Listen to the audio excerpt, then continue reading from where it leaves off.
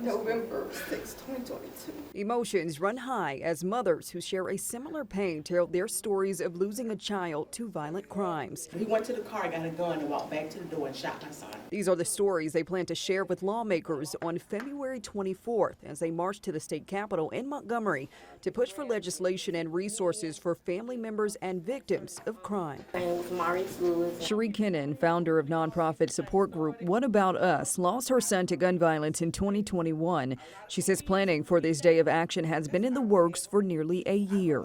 We have a group of mothers that want to advocate, that want to have their voice brought to the forefront, to let the legislator know we need support. That support includes access to compensation for family members of crime victims. The two teenagers that was involved in my shooting. Oswald Thomas, the National Director of Crime Survivors Speak, says it's often not fully granted to those impacted. The trauma doesn't just stop when you become a victim or you lose a loved one to violence. It happens with the hospital bills. It happens with the PTSD, the anxiety, the grief that people have to deal with in the aftermath of violence. And in Alabama, Thomas says they're hoping with this day of action to push for Senate Bill 192, which would grant more time for individuals seeking compensation from the Alabama Crime Victims Compensation Commission to file a claim at the time of a victim's injury or death. To extend the time limit from 1 year to 2 years is what we're calling for when we get to the state capitol.